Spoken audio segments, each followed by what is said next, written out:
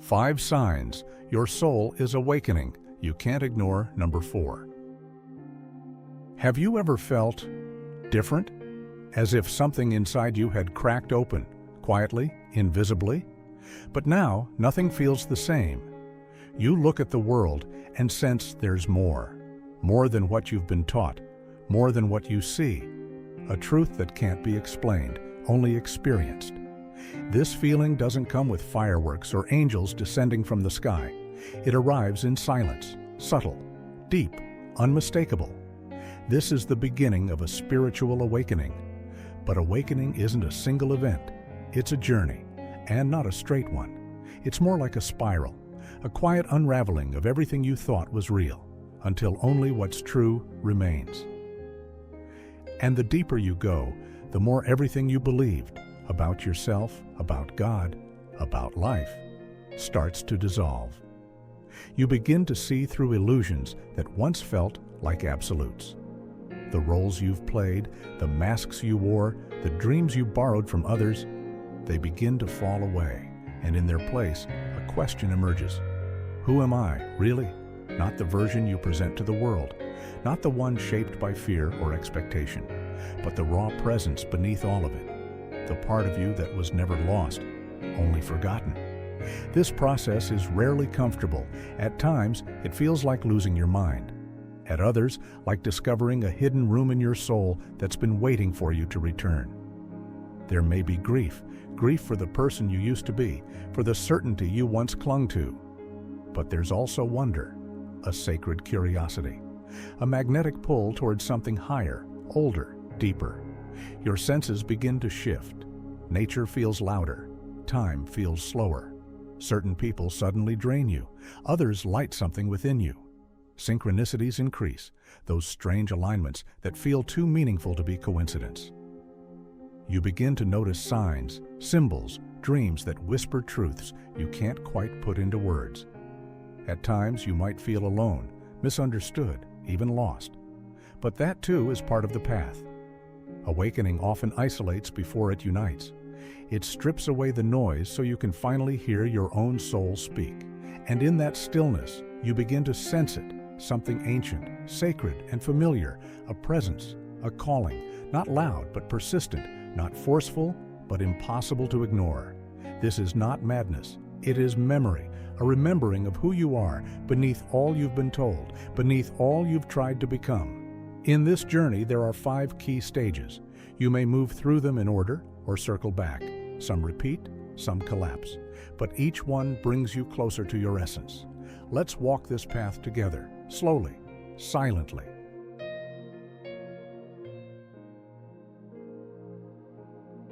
We all begin in the dark. The first stage is unconsciousness, a life lived through the lens of the ego. This is the default state of most of humanity. In this space, we're fully identified with our thoughts, emotions, and external identity. We believe we are our job, our name, our pain, our past. We react, not respond. We exist, but we do not live. Most people in this stage never even realize they're asleep. They chase distractions, money, validation, relationships, believing fulfillment lives out there.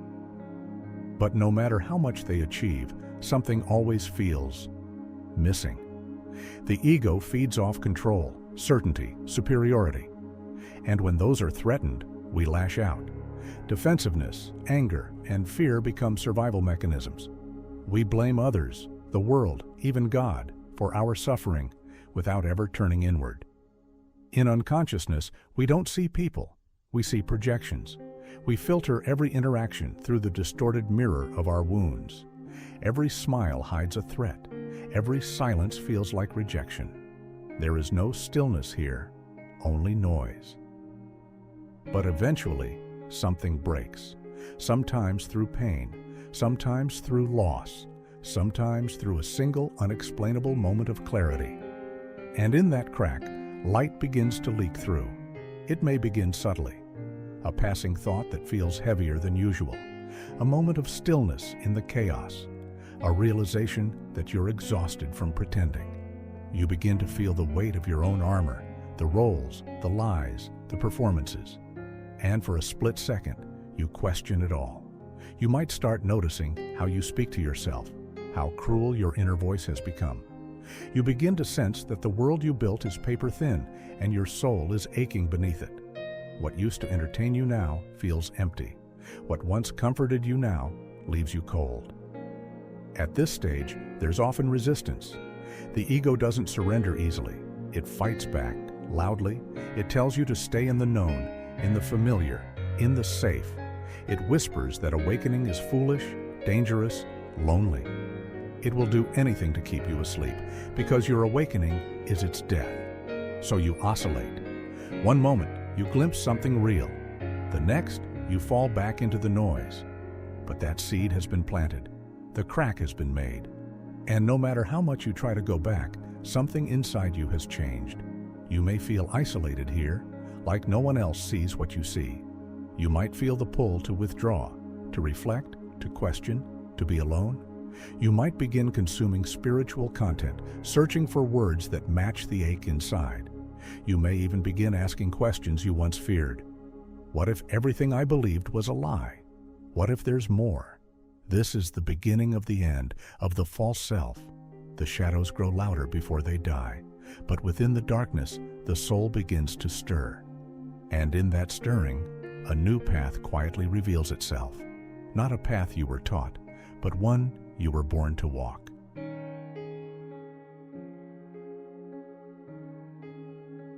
When the ego's walls begin to crumble, we enter one of the most terrifying and liberating stages: ego death. This isn't about physical death, it's the death of illusion, the slow unraveling of everything you believed made you you. Suddenly, labels lose meaning. Your name feels foreign. Your beliefs seem shaky. You start questioning everything: your identity, your story, your purpose. And it hurts. You might feel lost, empty, detached from reality. The things that once gave you joy now feel hollow. You may withdraw from the world, confused by this sudden disconnection. But this emptiness is sacred.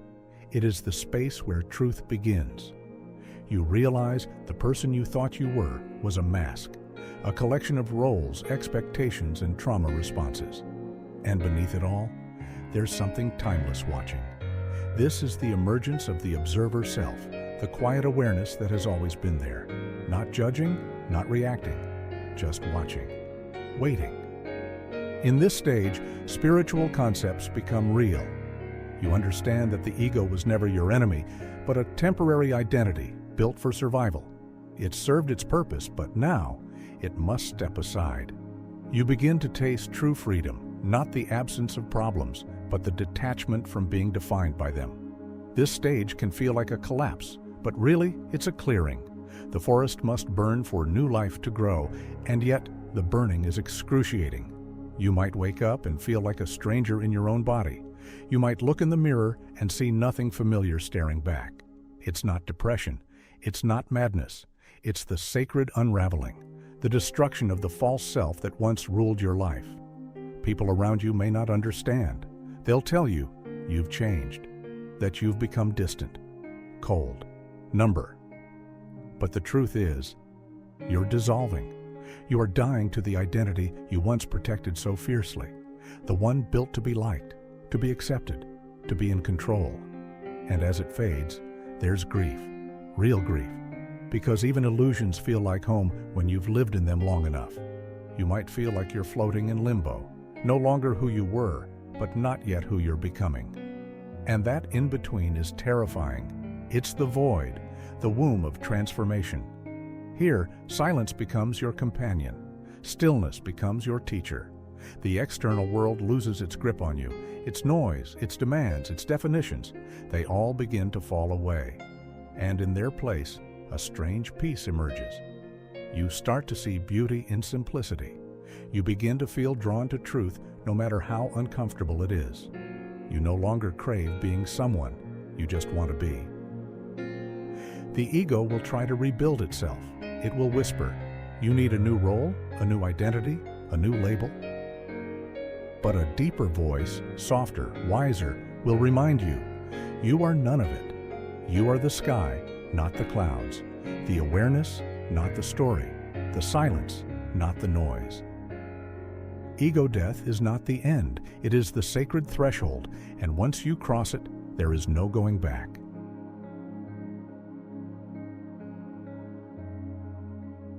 After ego death comes the hunger, not for pleasure or power, but for truth. This is the search. The seeker awakens. You begin to question not just your own life, but existence itself. Why am I here? Who created me? What is the soul? What is God? You devour books, watch endless videos, listen to mystics, teachers, sages, not to be entertained, but to remember something ancient buried inside you. This quest isn't academic, it's sacred. You don't want answers. You want resonance. You begin to notice signs, repeating numbers, strange coincidences, dreams that feel like messages. And somewhere deep inside, you know, this is no accident. You experiment with meditation, prayer, fasting, journaling. You sit in silence. You walk barefoot in nature. You cry for no reason. And for the first time in your life, it feels like you're coming home. The search stage is a fire. It burns away what's fake and exposes what's real. You may feel isolated, friends and family might not understand, but the loneliness becomes a teacher. In this phase, your inner compass sharpens. What once felt important no longer matters. Your attention shifts inward, your questions deepen, and your soul begins to speak more clearly. But the seeker's path isn't peaceful, it's obsessive. You chase the sacred like a starving animal. You can't unsee what you've glimpsed. You know something is out there, calling you, haunting you. And so you go deeper, into philosophies, into forgotten texts, into the hearts of ancient religions and the roots of mystical traditions. You begin to see connections between everything, threads woven through time, space, and silence. Sometimes you wonder if you're losing your mind. You feel split between two realities, the ordinary one everyone else lives in, and the hidden one only your soul perceives. You might lose sleep. Your relationships may begin to fade. Your desires shift from worldly goals to eternal truths. It's not that you're better than anyone else. You just can't go back to sleep. You ache for authenticity, for presence, for meaning, and slowly you begin to realize this hunger is not a phase. It's your soul remembering what it is. You no longer look for a savior outside yourself. You begin to sense that the temple was always within you, that the divine you've been chasing is the same force breathing through your lungs. Still, the seeker stage can feel endless. One answer leads to 100 new questions. Every insight collapses into another mystery. But instead of frustration, you begin to feel awe. You start to live the questions instead of trying to solve them. And something shifts. You stop seeking truth out there and begin to experience it in here.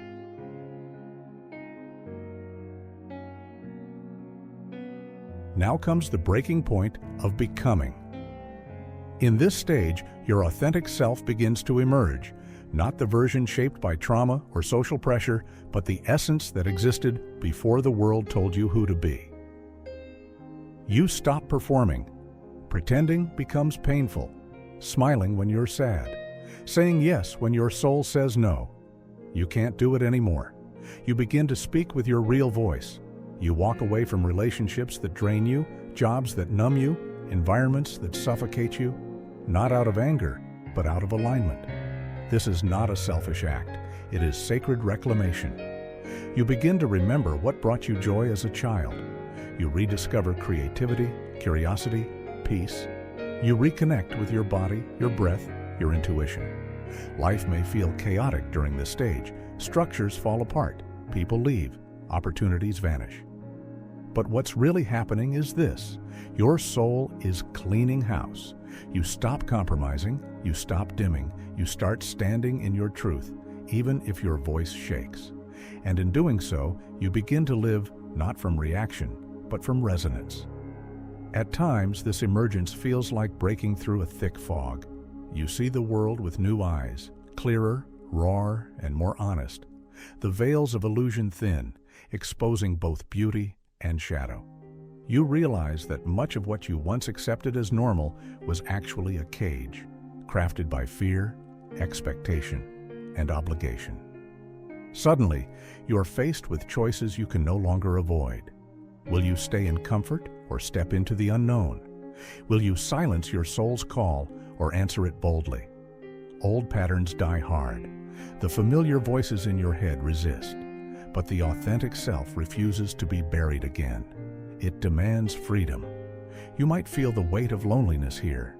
Those who once supported you may misunderstand or resist your transformation. Some friendships fade, some relationships fracture.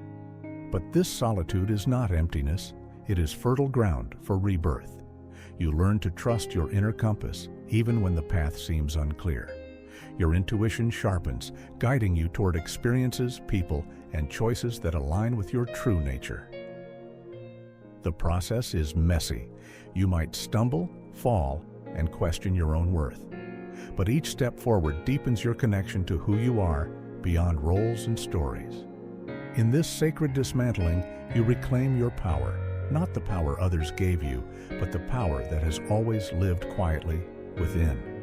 You become a beacon of authenticity, shining light into the darkness, for yourself and for others still lost in the shadows.